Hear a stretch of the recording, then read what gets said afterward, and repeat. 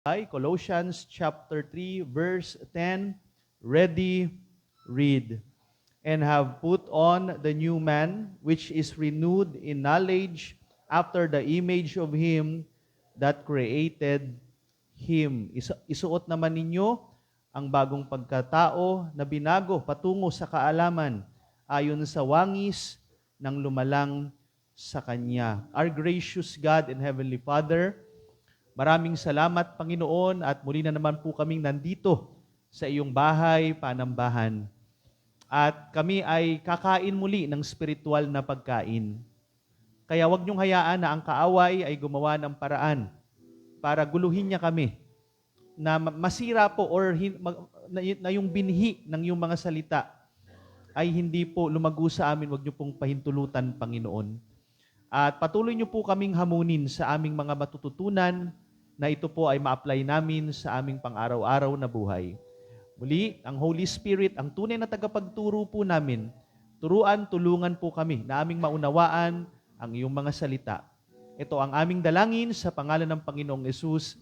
Amen and Amen. Ang pamagat po ay Back to His Image. Pagpapatuloy po natin ang ating pag-aaral. Nasimulan na po natin ito nung nakaraan. At recall lang natin ng konti ang ilan po sa aking na-share na last Sunday, Sunday afternoon. Number 1, nakita po natin, creation of the Creator like man. No? Dahil ang tao po, nakita natin sa Bible in Genesis 1:26, na sinabi po ng Diyos na, let us make man in our image, after our likeness. Kaya ang pagkakadisenyo po ng Diyos sa tao ay may pagkakahalintulad po sa Kanya. Kaya nga, meron tayong mga makikitang katangian sa Diyos na kahit papano makikita rin po sa atin. Bagamat limitado lang po sa atin, lalo na ngayon na nasa kalagayan na tayo po ay makasalanan, pero yung pagiging mapagmahal, yung pagiging holy na yan at yung mga iba pa, ay kahit papano nakikita po sa atin bilang mga mananampalataya. No, at isa rin po sa mga nakita natin na kung ang Diyos ay iisa na may tatlong magkakaibang persona, Father, Son, and the Holy Spirit, ang tao din po ay tinatawag na tripartite being. Meron tayong spirit, meron tayong soul, and meron tayong body. Pero ito naging problema. Number 2, corruption of the created man. Dahil nga po sa nagkasala si Eva at saka si Adan, alam naman natin na pinagbawal ng Diyos na kainin nila yung puno na may kaalaman sa mabuti at masama. Nung kinain po nila ito, nakurap po yung creation na yan ng Panginoon. Bagamat hindi nawala yung pagiging image and likeness of God, pero nabahiran na po. Napasukan tayo ng virus ng kasalanan. Kaya nga tayo ay, kumbaga, tayo po ay nagiging unholy. No? Si God ay holy, nagiging unholy po tayo. Nagiging unrighteous po tayo, si God ay righteous. Pero syempre nakita din po natin na bagamat, ayan nga po, no, pumasok yung kasalanan, pero number 3, nakita natin yung cure. Cure of the corrupted man. Ang ating Panginoong Jesucristo ang tanging gamot, ang tanging paraan para yung atin pong corruption na yan, yung magpapahamak sa atin sa impyerno, dahil alam naman natin, biblically speaking, walang ni isang makasalanan na makakapasok sa langit. Kahit katiting po, mga kapatid, kahit natingin mo pa sa sarili mo ay napakabait mo, pero sa standard ni God, ni katiting na kasalanan ay hindi pwedeng makapasok sa langit. Kaya nga, sa sarili nating standard, sa sarili nating performance, hindi tayo makakapasok sa langit. Pero buti na lang, ang Panginoong Hesukristo ay namatay sa krus ng Kalbaryo para sa ating mga makasalanan. Sino man ang manampalataya sa Kanya ay may buhay na walang hanggan. So dito na po sa pang-apat, itutuloy po natin ang ating pag-aaral. Let's go to calling of the Christ-like man. No? So ano ang panawagan ng ating Panginoon sa atin? Christ-like. No? Dahil sa ginawa ni Christ sa atin, sa paningin ng God the Father, ang nakikita niya po ay hindi na tayo na mga nanampalataya, kundi ang ating Panginoong Hesukristo. Kung titignan po natin sa Romans chapter 8, familiar po tayo sa verse 28, pero itutuloy po natin sa verse number 29. Sabi po ng talata, and we, sabi ni Pablo, kasama siya, and we know that all things work together for good. Kanino po? To them that love God. To them who are the called according to His purpose. So sa atin pong mga mananampalataya, there's no such thing as accident. Lahat po ay may purpose ang Panginoon. In fact, kung itutuloy pa natin sa verse 29, meron pong mga malalalim na terms po dito. Pero tignan natin itong mga ito. Sabi po ng verse 29, for whom He did foreknow. Alam nyo, yung foreknowledge, mga kapatid, of course, wala tayong ganyang kakayanan. Ang foreknowledge, dito pumapasok yung pagiging omniscient ng ating Panginoon, na noon pa man, dahil ang God natin is omniscient, He knows kung ano ang mangyayari in the future. Kaya nga ang Diyos natin, hindi siya nabibigla kung ano mga nangyayari because meron siyang foreknowledge, no? Kaya there's no such thing as accident in the sight of God. Lahat ng ito ay alam niya na foreknowledge. Kaya nga ang prophecy ay accurate pagdating sa Bible kasi nga ang God natin, He knows the future. Meron siyang foreknowledge. Pero may mapapansin pa tayo na isa pang term dito. He also did predestinate to be conformed to the image of His Son. Alam niyo mga kaibigan at mga kapatid, noon pa man, gamitin ko yung term na before the foundation of the world, ang atin pong Panginoon ay, kumbaga, meron siyang group na pinili, no? Kumbaga tawagin natin yung body of Christ, na itong body of Christ na to, before the foundation of the world, ito po ay, may plano na ang Panginoon sa group na ito. Kaya nga, ano yung pinakaplano niya? Kaya nga, meron ng pinaka-destinasyon itong grupo na ito na sinasabi, predestinate to be conformed to the image of His Son. So, before the foundation of the world, may plano ang Panginoon na kung sino man ang mananampalataya sa Kanya at magiging kabilang sa grupong ito, itong grupo na ito, ang magiging direksyon po nito, ang patutunguhan nito, ang magiging destination ng mga ito is conform to the image of His Son. Kaya nga mga kapatid, sa ating present time dimensionality, pag tayo po'y nanampalataya, nagtiwala kay Jesus Christ bilang ating tagapagligtas, magiging kabahagi po tayo ng grupong nasa isip na ng Panginoon before the foundation of the world. Kaya tayo po bilang mga mananampalataya na mga nagtiwala sa Panginoong Jesucristo, ang atin pong destinasyon, ang atin pong patutunguhan ay magiging conform tayo sa image of His Son. No, by the grace of God, nakaplano na siya na itong mga mananampalataya sa Kanya, unti-unting magiging kamukha ng ating Panginoong Jesucristo. That's the plan. Yan po ang Kanyang plano. Noon pa man, part ng Kanyang foreknowledge na ganyan po ang disenyo niya sa atin. Kaya nga po, makikita natin, ang panawagan ng Panginoon no, sa atin, bakit niya tayo inayos, bakit niya tayo niligtas na mga mananampalataya? Because we are called to restore the good relationship with the Creator. Ang gusto ng Panginoon ay magkaroon po tayo, kasi nga di ba yung image na yan ay nasira. Sinira po ng kaaway, sinira po ni Satanas. Pero yun nga, dahil inayos tayo ng Panginoon, binayaran ng Panginoong Jesucristo ang ating mga kasalanan, at ang sino mang manampalataya sa Kanya may buhay na walang hanggan. So, tayo po ngayon, dahil ligtas na, kung tinanggap mo ang Panginoong Jesucristo, ang plano ng Panginoon, ang kalooban niya sa atin, unti-unting ma-restore yung magandang relasyon natin sa Kanya. Yes, meron na tayong relationship with Him bilang mga anak, bilang siya ang tatay natin sa langit. Pero ang gusto pa niya, mapabuti pa, mapaayos pa, mapaganda pa yung atin pong fellowship with Him. Balikan po natin ang struktura o disenyo ng Diyos na ginawa niya sa tao. Makikita natin, next slide, maikukumpara po ang ating katawan sa templo. Nabahagi ko na po nung nakaraan yan. Dahil sabi nga dito sa 1 Corinthians 6:19, what? Know ye not that your body is the temple of the Holy Ghost, which is in you? So makikita natin mga kaibigan at mga kapatid, na ang atin daw pong katawan is the temple of the Holy Ghost. Kaya meron tayong mapapansin na similarity dun sa structure ng tabernacle, ng temple, at itong katawan ng tao.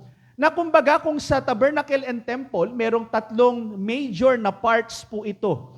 No, meron pong merong outer court, no, meron pong may holy of holies, at saka may holy place, tapos yung pinakakaloob-looban, ito po yung Holy of Holies. Yung Holy of Holies, ito yung bahagi ng templo, kahit ng tabernakulo, hindi pwedeng pumasok basta-basta kahit mga priest. Ang pwede lang pumasok doon is the high priest once a year to offer po yung sin offering for the nation of Israel. So sa atin din pong pagkatao, mga kaibigan at mga kapatid, yung spirit po natin, yan po yung pinaka-holy of holies na bahagi ng ating pagkatao. Then yung atin namang soul, ito yung bahagi po natin na ito yung parang pinaka-holy place. Then yung pinaka-body, andyan yung outer tsaka inner court, no? Yan po yan. So may similarity. Kaya titignan po natin, dahil ang kalooban ng Panginoon sa atin ay, kumbaga tayo po ay meron siyang panawagan, meron siyang ipapagawa sa atin, tignan po natin ng konti, ano ba ang nangyari sa mga tao, sa atin po, no, na mga nanampalataya kay Jesus Christ, ano ba ang nangyari sa atin pong tatlong bahagi na ito after we trusted the Lord Jesus Christ as our Savior. Let's go to number 1. Believer's spirit after salvation. Ano ngayon ang nangyari? Di ba, yung pinaka-holy of holies natin, ano nangyari po diyan? Tandaan po natin, pag ang isang tao ay hindi siya mananampalataya, ang kanyang spirito is dead, not connected. Kumbaga sa gadget, Wi-Fi ready siya, pero hindi niya alam ang password ng Wi-Fi. Wala siyang connection. So ngayon, nung tayo ay nanampalataya kay Jesus Christ, ano po nangyari? Sabi ng Ephesians 1:13, sabi ng Bible, in whom ye also trusted, after that ye heard the word of truth, the gospel of your salvation. Ano nangyari? In whom also after that ye believe. After daw po manampalataya, ye were sealed with that Holy Spirit of promise. So tayo po ay selyado na ng Holy Spirit. Yan ang kagandahan. So, property na tayo ng Panginoon. No? Sealed by the Holy Spirit of promise. Kaya nga, sa mga ganyang verses, mga kapatid, meron ako dito. Pakikuha na lang. Doon sa bag ko. Yan. So, dito po makikita natin, ang Holy Spirit is, pag naintindihan natin yung trabaho ng Holy Spirit na yan, it tells us meron tayong eternal security. Okay?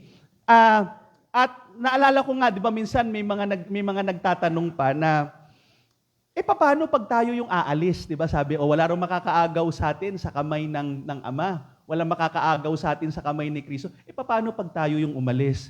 Bakit kaya nyo bang umalis? Para nyo na rin sinabing mas makapangyarihan kayo sa Diyos kung kaya nyo umalis. Mas makapangyarihan siya sa'yo. Ang problema lang sa atin, tinitignan kasi natin yung performance natin. Tinitignan natin yung performance ng iba. Kung titignan nyo yung performance ng iba, wala pa rin ligtas. Kasi lahat tayo pumapalya. Pero tingnan nyo po ito, tuloy pa natin next verse. In Romans chapter 8, mapapansin nyo po, but ye are not in the flesh. Tingnan nyo na, but ye are not in the flesh, but in the Spirit. If so be that the Spirit of God dwell in you. Nananahan daw po sa atin. Now, if any man have not the Spirit of Christ, he is none of His. Yun pala yun. Pag wala kang Holy Spirit, hindi ka sa Diyos. Paano ko malalaman na may Holy Spirit ako? Simple lang yung sinabi kanina. Pag nagtiwala ka kay Jesus Christ, after you trusted, mananahan sa'yo automatically ang Holy Spirit. No? Automatic po yan. At tinatanggap natin yan by faith. Kasi kung ano sinasabi ng Bible, tinatanggap natin by faith. Kasi imposible sa Diyos ang magsinungaling. At ang sabi pa rito, and if Christ be in, nasa atin, if Christ be in you, the body is dead because of sin. No, kasi nga, itong katawan natin, mamamatay pa rin naman. But, sabi rito, but the Spirit is life because of righteousness. Ang atin pong katawan, of course, no, tandaan po natin, nung tinanggap natin si Jesus Christ bilang ating tagapagligtas, wala pa pong eternal life yung physical body natin. Wala pa po. Kaya nga kahit magpabelo kayo o kaya magpakalayan kayo, kukulubot po yan. Manghihina po yan. Mapapagod po yan. Kasi hindi pa po yan yung araw na itong i-redeem itong ating katawan. So, makikita natin yung kaligtasan inside, inner. And it has something to do with our spirit. Dahil ang Holy Spirit, nung tinanggap natin si Christ, pumasok yan doon sa pinaka-holy of holies po natin. Kaya nga kung titingnan natin, next slide, sabi nga po ng Romans 8:16, the Spirit itself bear witness. Tandaan niyo po, yung capital S is the Holy Spirit. The Spirit itself, neuter gender, beareth witness with our spirit that what? That we are the children of God. Kaya nga dito, mga kaibigan at mga kapatid, pinapakita na sa tatlong bahagi ng ating pagkatao, meron tayong spirito, meron tayong kaluluwa, at meron tayong katawan. Ang Holy Spirit, doon siya nananahan sa Holy of Holies. Doon sa pinakakalooban natin, which is our spirit. Kaya nga nung tayo ay naligtas, nung tayo nanampalataya, nabuhay yung spirito natin, nagkaroon tayo ng connection. Kumbaga, nalaman natin yung password. Nakakonect na tayo doon sa password ng kalangitan, and the password is Jesus Christ. So nagkaroon na tayo ng connection. The Spirit, pag hindi ka pa saved, wala ka pang Holy Spirit, sorry, wala kang connection. Kaya nga kahit na manalangin ka, yes, ang Diyos po nagbibigay ng biyaya, pero wala kang connection. Parang tumatanggap ka lang ng ayuda. Pero wala kang connection, wala kang ugnayan. Malungkot mang sabihin, pero hindi mo tatay ang Father na nasa langit kasi nga wala ka pang ugnayan sa Kanya. At ang mag-uugnay lang sa'yo si Jesus Christ, at pag nanahan sa'yo ang Holy Spirit, after mo magtiwala sa Kanya, yun, magkakaroon ka na ng ugnayan sa atin pong Ama na nasa kalangitan. Kaya nga po, by understanding ito pong teachings na ito, it tells us na ang mga mananampalataya, since meron na tayong Holy Spirit, alam niyo mga kapatid, hindi na po mapoposes ang mga mananampalataya. Because ang possession, ang demonic possession, mangyayari lang po yan pag yung spirito ng tao bakante. And, tandaan nyo po, pag sinabi kasing possess, di ba, sa demonic possession, totally controlled yung spirit, yung soul, at saka yung body, total control. Pero pag meron ka ng Holy Spirit, which is makapangyarihan sa lahat, because the Holy Spirit is the third person of the Trinity, hindi ka napapasukin ng dyablo. Dahil occupied na yung pinaka-Holy of Holies, which is our spirit. And take note, ang Holy Spirit, mananahan siya magpakailan paman. Yan ang kagandahan sa Holy Spirit. Tingnan natin dito sa John 14. Ano sabi ni Christ? And I will pray the Father, at anong gagawin ng Father? And He shall give you another comforter. Anong gagawin ng another comforter na ito? He may abide with you. Kailan daw po siya mag-a-abide? Forever. Mga kapatid, pag may relationship ka kay Jesus Christ, sorry, walang break-up. Walang break-up kasi mananatili sa'yo ang Holy Spirit forever. So kung nawawala ang kaligtasan, sinungaling si God. Kasi hindi naman pala siya mananatili forever eh. Kasi nawawala pala yung kaligtasan. Hindi eh. Ang Diyos ng Bible, nagsasabi ng totoo. At mas paniniwalaan ko yung Bible kaysa dun sa mga naniniwala na nawawala yung kaligtasan. Dahil sinasabi rito, ang Holy Spirit, He will abide with you, He will abide with me, sa atin po na mga mananampalataya, kailan? Forever. Even the Spirit of truth, sabi ng Bible, whom the world cannot receive, because it seeth Him not, neither knoweth Him, but ye know Him. For what? Anong ginagawa ng Holy Spirit? For He dwelleth with you, kasama natin siya, and shall be in, nasa loob natin siya. Wow! may kasama ka na, meron pang nananahan sa'yo. Saan ka pa? Saan pa tayo? The Holy Spirit is with us.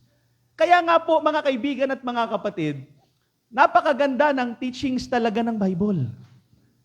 At makikita natin dito na ang Holy Spirit sa mga mananampalataya ay mananatili magpakailanpaman. Ngayon, going back dun sa usapang spirit natin, meron tayong mababasang talata na yung iba parang sila ay naguguluhan sa talatang ito. Tignan natin. Tignan niyo po ito in 1 John chapter 3. Simulan ko po sa verse 9 and verse number 10. Ganito po ang ating matutunghayan.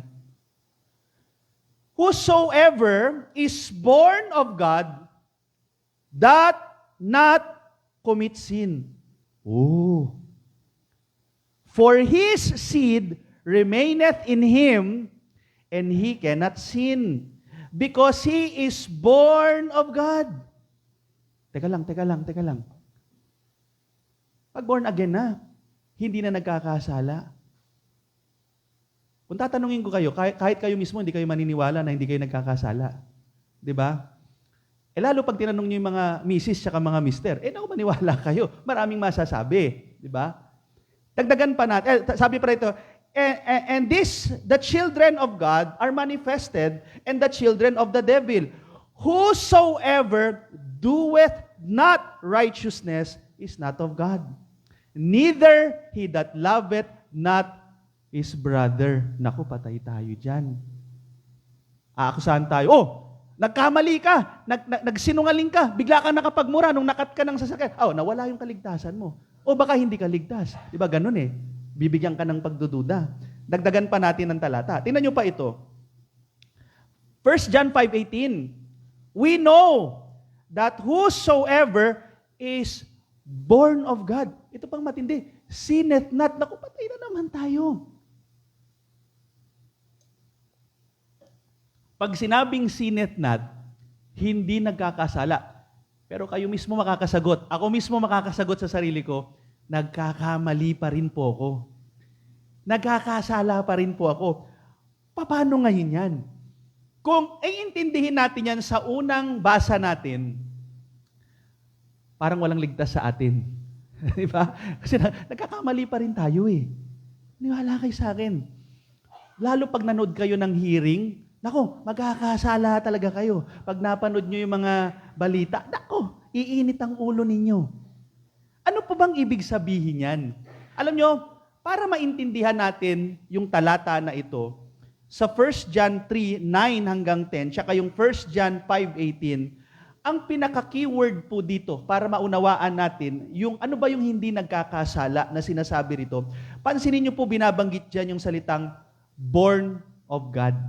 Laging sinasabi yan, no? Sabi ng 1 John 3:9 kanina, whosoever is born of God. Sabi ng 1 John 5:18, we know that whosoever is born of God. So yan po ay born again. Ngayon, nung tayo ay naligtas, nung tinanggap natin ang Panginoong Jesucristo, ano bang pagkatao natin ang na-born again? Di ba yun yan Kung titignan natin yung ating physical na katawan, hindi pa kasi ano pa tayo nasusugatan pa tayo, nakakaramdam pa tayo ng sakit, nagkakasakit pa tayo. Kung titignan naman natin yung atin pong soul, which is titignan natin yan mamaya, kasi ang totoong tayo, yung soul natin Nandiyan dyan yung inner na ikaw, inner na ako. Ngayon, tignan natin doon sa famous chapter sa Bible, yung tinatawag na born again. Paano ba? Sino ba? O ano bang pagkatao natin ang born again? Tignan natin John chapter 3.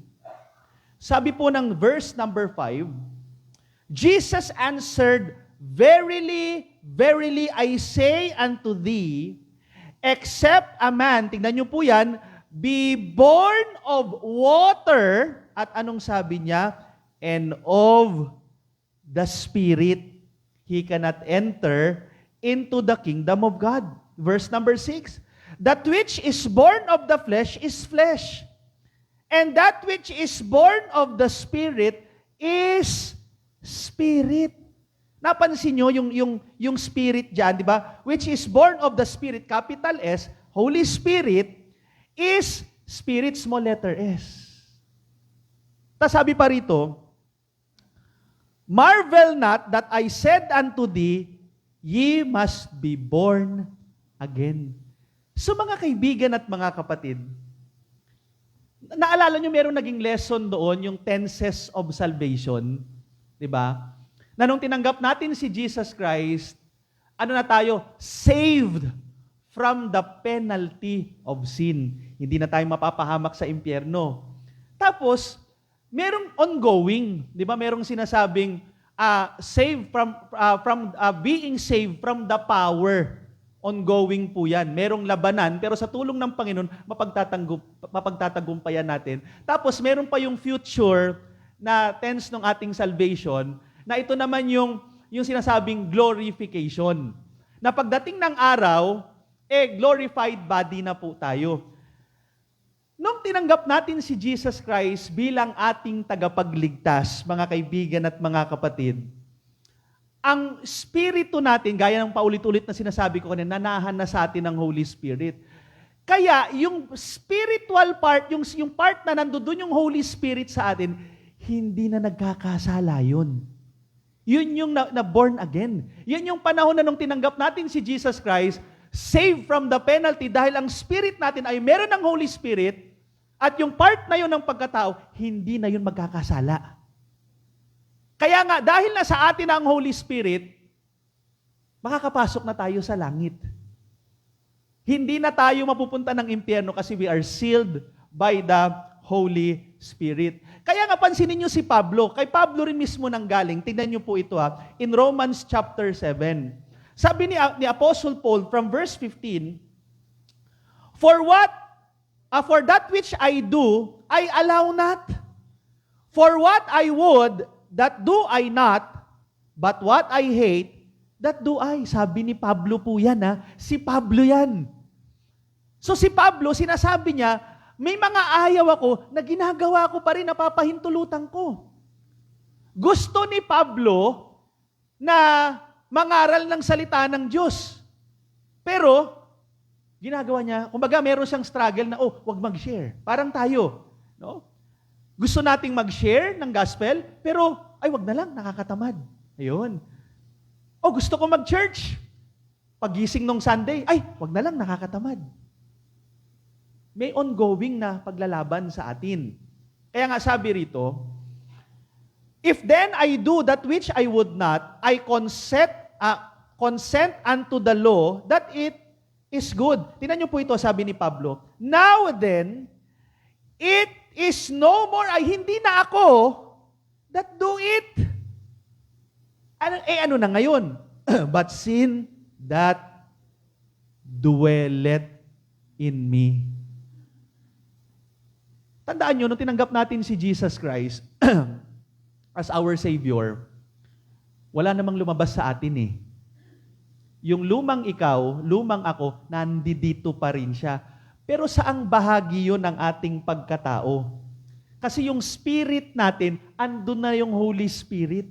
Hindi na nagkakasala yun. Ang spirit natin gustong sambahin ang Panginoon, gustong papurihan ang Panginoon, gustong gawin yung kalooban ng Panginoon, gustong mag-evangelism, gustong mag-discipleship. Kaya lang, meron pa rin in us. Nasaan yung bahagi na yun ng pagkatao natin na ayaw gawin yung gusto ng Panginoon?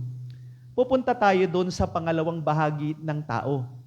Let's go to the believer's soul after salvation. Tandaan nyo po, ang soul natin, pag namatay tayo, heaven na po tayo. Pero habang buhay pa po tayo, merong bahagi ng soul ng man na merong nagaganap na laban. Okay? Sabi nga po dito, gusto kong gamitin yung Hebrew word na nepesh. Ang Hebrew word na nepesh ay translate po ito sa iba't ibang salita. Pero mapapansin natin, lahat ng yan ay may ugnayan or connected sa soul ng tao. Not the spirit, but the soul. Tingnan niyo po ito. Siyempre, sa Genesis chapter 2, verse 7, ang naging translation sa Bible po natin is the word soul. Okay? And then, In Proverbs chapter 23 verse 7, makikita nyo naman po doon yung word na heart. Then, in Jeremiah chapter 15 verse 1, makikita naman natin same Hebrew word, yung salita pong mind. In Ecclesiastes chapter 6 verse 9, ando doon po yung word na desire. Then, in Deuteronomy chapter 21 verse 14, nando doon po yung salitang will. So yung soul, heart, mind, desire, will, same Hebrew word. Pero nasaan yung bahagi na yung mga yan? Nasa soul part ng humanity. So tandaan nyo po, ngayon, buhay pa tayo, pero mapapansin natin, yung part na yan ng humanity, yung part nating tao na yan, merong nagaganap na laban dyan, kagaya ng heart natin. Di ba? Sasabihin na, sundin mo ang puso mo. Di ba yung mga payo Di ba? Sundin mo ang puso mo, pero wag niyong kalilimutan, sabi ng Bible, the heart is deceitful above all things. Yung mind natin, di ba? Yan yung mind, yung nag-iisip ng masama sa kapwa. Di ba? Yan yung mind natin, yes, pwedeng ang mind natin is in accordance kay God, pero hindi sa lahat ng pagkakataon yung mind natin nasa maayos na kaisipan. Kasi may nagaganap dyan na labanan. Minsan mag-iisip ka ng masama sa iyong kapwa, manguhusga ka sa iyong kapwa, mag-iisip ka ng mga kung ano mga kasalanang kalokohan, may laban na nagaganap sa atin. Yung desire natin, hindi sa lahat ng pagkakataon yung desire natin in accordance kay God. May mga pagkakataon at baka maraming beses na yung desire natin pang personal lang. May nagaganap na war sa soul part ng man. At syempre yung will natin. Maganda sana kung ang nasusunod sa atin yung will ni God, pero hindi sa lahat ng pagkakataon. Kaya nga 'di ba yung pangalawang tense ng salvation, being saved, nandito yan sa soul part natin. Ongoing po. Yung soul natin may nagaganap na labanan sa ngayon habang buhay pa tayo. Hindi rito issue yung mapupunta ba yung soul natin sa heaven or hell. No, ang issue na nagaganap sa loob natin has something to do with the Bema judgment. Na kung pagharap natin sa ating Panginoon balang araw, marami ba tayong award, marami ba tayong crowns, or zero tayo? So ongoing po yan. Merong nagaganap na labanan within us. Kaya talagang kinakailangan po, no, dahil nga sa epekto ng kasalanan, kailangan mapagtagumpayan natin ito sa pang-araw-araw nating buhay. Kaya kinakailangan natin magpalakas, spiritually speaking. Kaya nga po, tayong mga believers, we are indwelt by the Holy Spirit, but hindi tayo laging filled by the Holy Spirit. May mga pagkakataon yung carnal part yung carnality natin, yan yung naging ibabaw sa ating heart, yan yung naging ibabaw sa ating mind, sa ating mga desire, sa ating kalooban. Kasi nga po, merong struggle na nangyayari. Sabi nga ni James, mga kapatid, let no man say, when he is tempted, I am tempted of God. For God cannot be tempted with evil, neither tempted he any man. So yung temptation, hindi nanggagaling kay God yan. Pero ano sabi rito? But every man is tempted when he is drawn away of his own lust, and enticed. So yung desire natin, may mga pagkakataon, yung desire natin makalaman. Gusto natin yung mga makalaman na mga bagay. Yung magpapahamak sa atin. Yan ang gusto natin. Sabi nga, kung ano yung bawal, yun yung masarap. Diba? Then when lust hath conceived, it bringeth forth sin.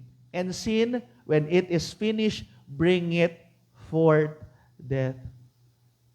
Kaya, yan po yung mabigat nating kalaban, yung atin pong inner man, yung soul part natin, merong ongoing war na nangyayari. Hindi na tayo kayang agawin ni Satan, pero yan yung inuudyukan niya na magkamali sa harapan ng Diyos. Romans 12:2. Kaya nga po sabi ng Bible, and be not conformed to this world, but be ye transformed. Anong gagawin? By the renewing of your mind. Tandaan niyo po, yung mind natin nasa soul part yan. ng tao. Let's renew our mind.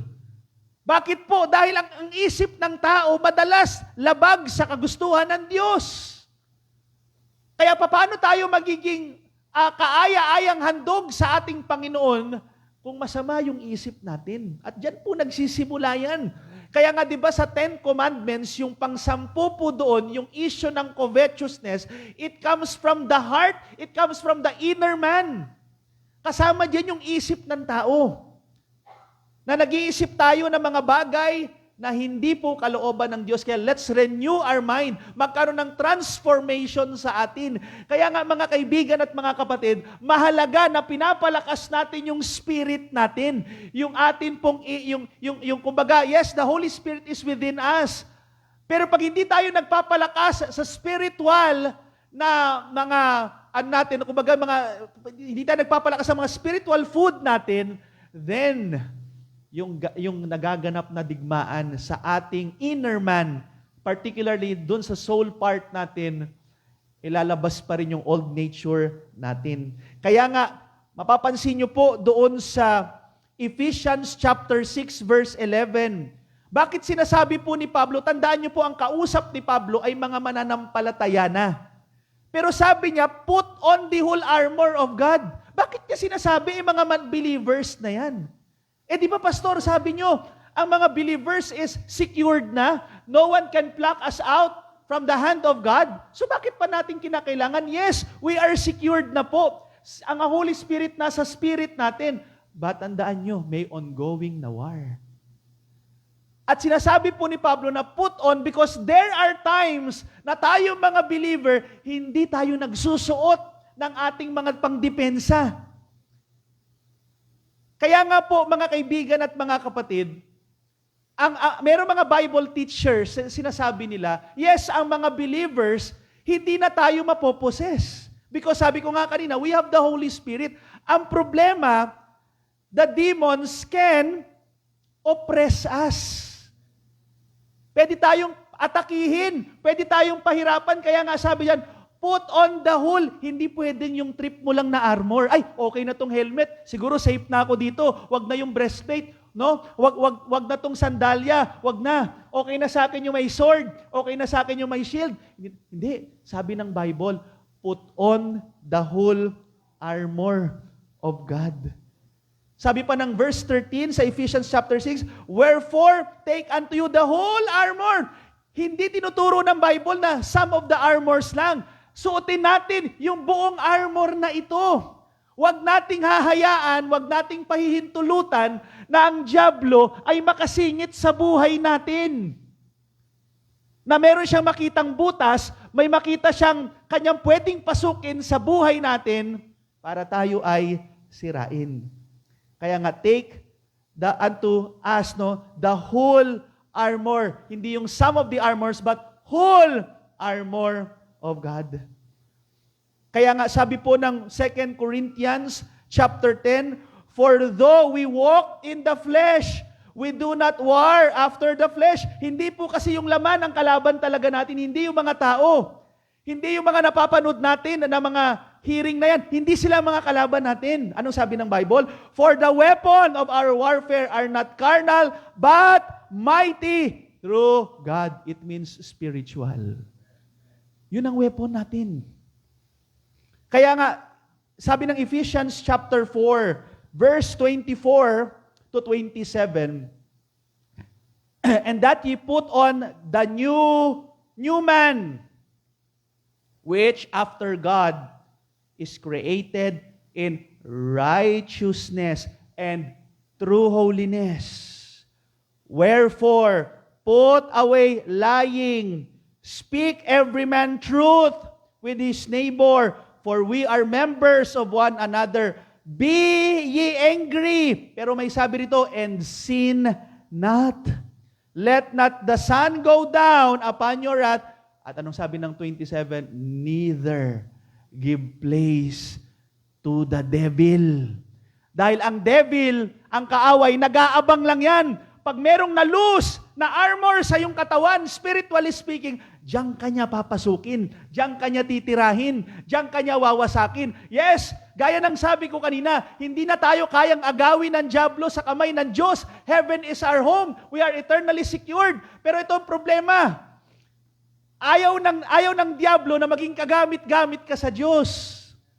Ayaw ng dyablo na ikaw ay maging mabuting saksi. Dahil pag nasira ka, nasira tayo, sa tingin nyo may maniniwala pa sa atin? Okay? Hindi naapektuhan yung kaligtasan, pero yung testimony natin maapektuhan. Ang pangalan ni Kristo maapektuhan. Kaya wag nating hahayaan na yung dyablo makapasok po sa ating buhay. Kaya nga we need we need to put on the whole armor of God. Para gumanda ang ating relasyon, komunikasyon, fellowship with our Father. Kailangan nating lagyan, wag nating aalisin, lagi nating isuot dahil ang digmaan po ay araw-araw. Paggising mo pa lang sa umaga, pagharap mo sa salamin, madalas sinasabi, grabe, ang gwapo ko talaga. Di ba ganun? Ang ganda ko talaga. Pero mga kapatid, pag humarap kayo sa salamin, yung nakikita nyo, yan din ang malakas nyong kalaban. Yes, andyan ang dyablo, pero ang dyablo din naman kayo kayang agawin na. At hindi rin makakapasok ang dyablo sa buhay nyo kung hindi nyo pahihintulutan. Kaya naman nakakapasok yan kasi pinapahintulutan din naman natin. Di ba? Kaya bakit may mga nahuhulog sa adultery? In-entertain eh. Wala namang taong nagising sa umaga, adulterous na kaagad siya. Wala namang ganun eh. Nagsimula lang yan sa patikim-tikim. Nagsimula yan sa patingin-tingin. Ganun lang yan eh. Kasi na nga nagpapasok tayo. Yung angry, bakit nagkakaroon ng patayan? Bakit po may mga magkakapatid, may mga magkakamag-anak? Bakit may mga magkakapatiran, nagsisiraan? Hindi naman nagising yan isang araw, nandyan na lang yan eh. May simula po dyan. Ibig sabihin lang, pinahintulutan kasi na pumasok ang dyablo. Kaya nga, di ba, sabi ng Ephesians kanina, doon sa Ephesians chapter 4, balikan ko lang, di ba sabi, be angry and sin not, let not the sun go down upon your wrath. Kasi pag pinatagal pa, ayan na, manggugulo na dyablo dyan. Di ba? Nakakalungkot minsan, kapwa mananampalataya. Imbis na magsasubong, nag-iiwasan. Mahirapan kanyang pang one way lang. Saan ka pupunta? Naapektuhan. Yan ang gusto ng dyablo. No? Kaya nga, nagiging kaaway. Kumbaga, imbis na tayo na lang ay patungo na dun sa evangelism, discipleship, minsan tayo mismo nagkakaproblema kasi ginugulo tayo ng kaaway. Di ba? Kasi nga, merong pang defense sa bahagi natin ang hindi natin binibigyan ng basin. Kaya nga sabi, put on the whole armor of God. Kaya kung titingnan natin ang book of Ephesians, di ba, merong binabanggit doon na loins girt about with the truth. Alam nyo mga kaibigan at mga kapatid, ang atin pong lumang pagkatao, ang mga dyablo, ayaw po nila ng katotohanan, pero ang number one na panlaban nating katotohanan. Truth. Our Father is the truth. Our Savior is the truth. The Holy Spirit is the truth. The Bible is the truth. Yan ang panlaban natin sa kasinungalingan, sa mga fake news na kinakalat ng dyablo. Yan ang pangdepensa natin. Dahil pag alam natin ang katotohanan, anumang kasinungalingan niya nakakalat sa paligid, hindi tayo madadaya because we know the truth. Mga kapatid. Tapos sinasabi pa, breastplate of righteousness. Ang ating old nature, ang mga dyablo, ang gusto nila, unrighteousness. Mamuhay ka ng immoral, gumawa ka ng kawalangian. Kaya nga, di ba, minsan may mga tira sa atin, sabi nila, naniniwala kayo sa eternal security, edi okay lang gumawa ng kawalangian. Tingnan niyo yung mga ganyan tao, ang inisip kagad kawalangian. Hindi mo ba naisip na, dahil na niligtas ka ni God eternally, nakakahiya. Grabe, nakakahiyang gumawa ng kasalanan. Kasi grabe yung pinambayad niya sa'yo. Imagine niyo lang, di ba, kung kayo ay umutang ng bilyon, hindi nyo na mabayaran, ipapakulong na sana kayo, pero yung anak ng may-ari, binayaran yung utang nyo, sa tingin nyo ba, uutang pa kayo ulit? Hindi na mahiya na kayo eh. Uy, grabe, nakakahiya yung ginawa sa akin. Uy, pautang pa nga ulit. Ay, grabe ka naman pag ganun ka. Pero ang point lang yan, mahiya ka na. Grabe yung ginawa sa'yo. Binayaran niya yung kalaki-laking utang mo, sa tingin mo, mag-iisip mo pang siguro pag ganyan ang nangyari sa'yo, Pag dumating yung anak na nagbayad, magre-ready ka ng carpet, magre-ready ka, boss, halika rito, kain ka muna. O di, mag-take out ka na lang. Grabe yung magiging utang na loob mo sa kanya. Yan ang maging isip natin. Hindi yung, pag meron na akong gagawa na. Ay, kalokohan yun, hindi mo naintindihan. Yung bigat ng ginawa ni Christ for you. Na ang motivation mo sa eternal security, kalokohan. Dapat ang maging motivation natin, Lord, salamat.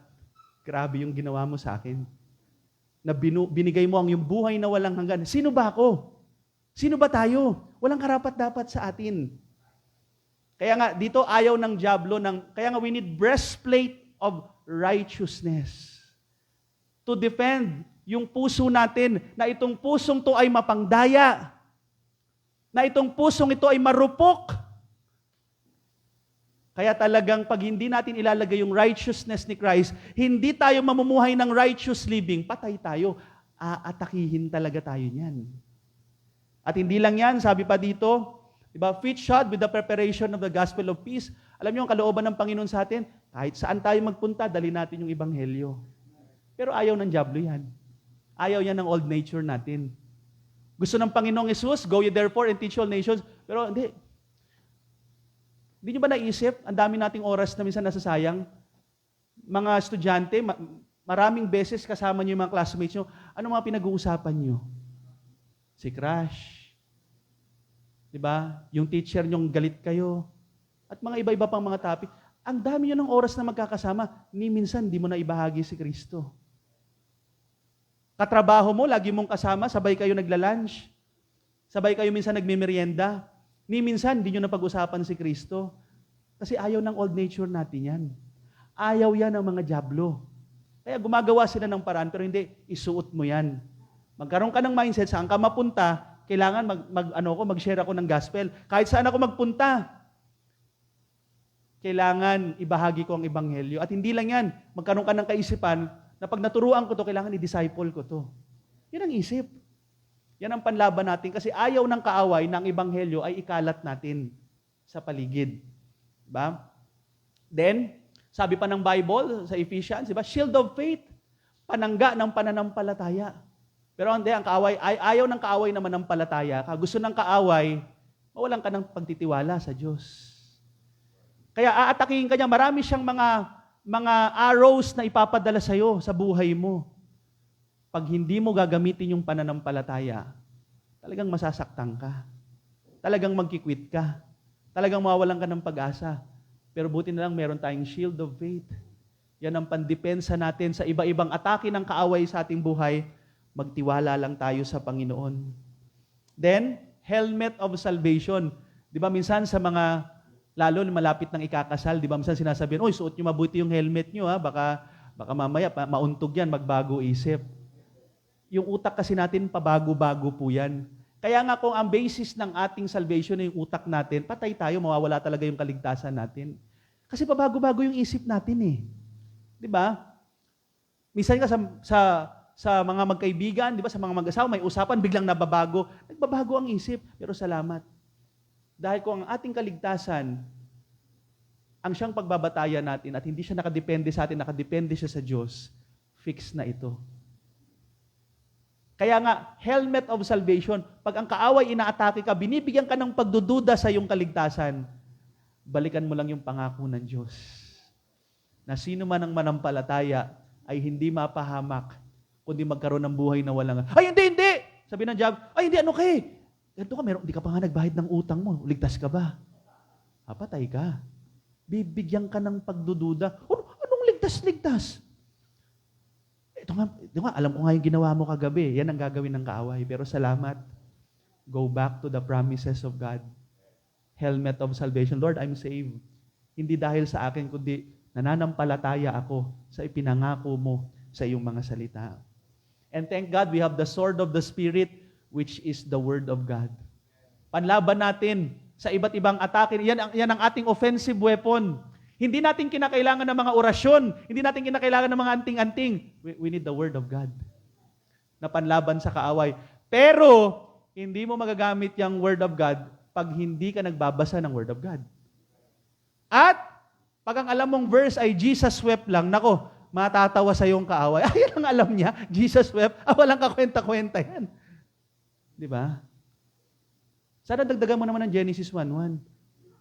Di ba? Para naman may in the beginning ka, at least may simula ka, di ba? So, dito po mga kapatid, kailangan natin ng Word of God. Yan ang panlaban natin sa atake ni Satanas sa atin. Ayaw ng old nature natin ng Bible. Ayaw ng old nature natin ng mga Bible study, ganitong mga assembly. Ayaw ng old nature, ayaw ng diablo. Yung kaya nga gagawa siya ng paraan para wag tayo maka-attend ng ganito, no? Mag-iisip tayo ng mga iba-ibang paraan. Oh, may sakit ako, i-schedule ko na sa Sunday may sakit ako. Ganun gumagawa tayo ng mga paraan. Ayaw yan ng lumang pagkatao natin, pero kinakailangan natin yan para lumakas tayo, para gumanda ang ating fellowship with the Lord. Kailangan natin ng pangdepensa mula sa kaaway. And of course, yung panghuli, yung prayer. Sa verse 18 ng Ephesians chapter 6, kailangan natin ng prayer. Kaya nga napakahalaga ng panalangin sa isang church. Napakahalaga ng prayer meeting. Nahalaga na nanalangin tayo araw-araw. Kasi nga po, mga kaibigan at mga kapatid, ang kaaway po natin, ayaw ng panalangin. Kasi alam ng kaaway, napakahalaga ng panalangin. Kasi ang panalangin, nakikipag-usap tayo directly from our Father. Yan kumbaga, sa isang pamilya, nagiging maganda ang fellowship pag may pag-uusap, may communication. Kaya nga sa panahon natin ngayon, di ba, marami ng mga family na parang mga zombie, puro cellphone na lang, hindi na nag-uusap. Napakasarap noon pag ang pamilya kumakain sabay-sabay, nag-uusap, oy, kamusta ka na? Kamusta yung ganito? Kaya yung mga tao noon, talagang strong sila emotionally. Kasi nga, merong communication, pero ngayon wala na. Naapektuhan yung komunikasyon. At kung ilalagay natin yan sa spiritual na level, maraming mga tao ngayon because marami ng pera, asenso na, ay, di na nanalangin. Ba't ako magpipray? Isang pindot ko lang Isang Gcash ko lang, andyan na. Yan din ang problema minsan. Kaya nga gaya ng paulit-ulit na sinasabi ko, magpasalamat tayo, hindi lahat ng gusto natin na ibibigay. Kasi kung lahat nandiyan na, ay wala na, hindi na tayo magpipray. Hindi na tayo magtitiwala sa Panginoon. Magtitiwala na lang tayo sa sarili natin. Kaya napakasarap na nakakaranas tayo ng mga problema, ng mga krisis, at least natututo tayong lumuhod. Natututo tayong magtiwala sa atin pong Panginoon. Panghuli po, ano ba yung mangyayari naman sa katawan natin? Believer's body after salvation. Of course, ang sabi po ng Bible in 1 Corinthians 6:19 na sinasabing, "What know ye not that your body is the temple of the Holy Ghost, which is in you, which ye have of God, and ye are not of your own?" Sabi diyan, "For ye are bought with a price, therefore glorify God in your body, that in your spirit which are God's." So, itong katawan natin, bagamat hindi pa ito glorified body, pero ingatan din natin. Dahil nananahan na sa kaloob-looban natin ng Panginoon. At sa totoo lang, itong lahat ng ating pagkatao, property na ito ni God. We are bought with the price. Pagkamayari na tayo ng Diyos. Kaya lang, minsan, lumalabas pa rin yung pagiging rebelde natin Imbis na yung masunod sa ating katawan, yung gusto ng Diyos, minsan, naabuso natin. Nasisira natin yung katawan na ginawa ng Diyos sa atin.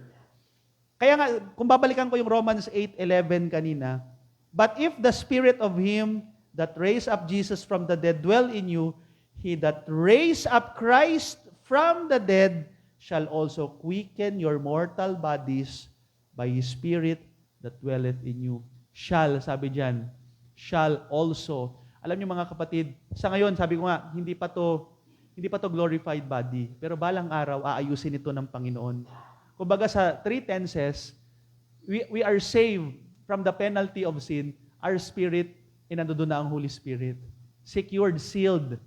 Then, sa atin pong being saved, ongoing, saved from the power of sin, sa soul part ng humanity, sa tulong ng Panginoon, unti-unti nating mapagtatagumpayan. Kaya nga, under construction po tayo. Kumbaga, hindi pa po tapos ang Panginoon sa atin. Inaayos ng Diyos yung ating will, yung ating emotions, at yung iba pang bahagi na soul part ng man. At yung future will be saved. Ito yung glorification. Saved from will be saved from the presence of sin. Hindi na tayo magkakasala. Yung body po natin, babaguhin na ng Panginoon. Relax lang po. Huwag na kayo mag-invest sa mga pagpapaganda, sa kay Vicky Bello, tsaka kay Kalam. Napakamahal po nun. Antayin nyo na lang yung rapture. Antayin nyo na lang po yung glorified body. And, yan na po, aayusin ng Panginoon yan, yung ating katawan. Basta unti-unti lang po, inaayos ito ng Panginoon. At magtiwala lang tayo sa Kanya. At tayo po ay manunumbalik doon sa original image na dinesign niya para sa atin. Cut muna natin, tuloy na lang po natin next message. Lord, thank you for this morning.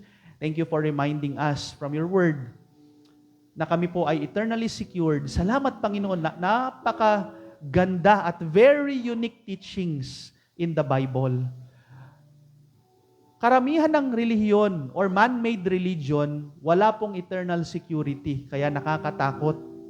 Walang kasiguraduhan kung ligtas sila at nakabatay sa pakiramdam nila. Salamat, Lord. Nakabatay sa iyong salita, sa iyong mga pangako, ang aming kaligtasan, na sino man ang magtiwala, manampalataya sa Panginoong Jesucristo, ay may buhay na walang hanggan. Salamat po, Lord, because before the foundation of the world, napakaganda ng plano niyo po sa amin to conform according to the image of Christ.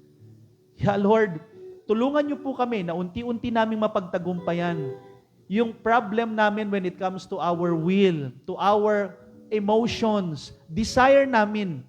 May mga pagkakataon yung desire namin pang makasarili, pang makamundo. Pero baguhin niyo po ito, Panginoon. Ma-conform kami according to your image. Na makita sa aming buhay ang Christ-likeness. Hindi po yung hanggang title lang, but also by practice. Kaya nga always remind us, Lord, yung kahalagahan ng discipleship. Kasi sa pamamagitan po ng evangelism, naliligtas ang tao. Pero sa pamamagitan ng discipleship, lumalago naman ang isang mananampalataya na kagaya po namin. Unti-unti naming malalaman. Unti-unti po naming matututunan, makikita from your word. Ano ba ang plano mo sa amin? Ano yung mga pangako mo sa amin? Kaya Lord, hamunin niyo po ang mga anak niyo sa Faith Baptist Church. Na kami mismo gamitin yung instrumento na ipangaral ang Ebanghelyo. At huwag kaming titigil hanggang doon. Kundi, turuan namin sila, teaching them to observe all things, whatsoever you commanded us, dear Father. Kaya, hindi pa po huli para kami tumigil. Magandang simulan namin. Kung hindi man namin nagawa ito ng mga nakarang buwan, simulan namin ngayon. Simulan namin sa mga susunod na araw. At napakasarap na ginagawa namin ang kalooban mo sa amin pong buhay. Muli, ito po ang aming dalangin sa pangalan ng Panginoong Hesus. Amen and amen.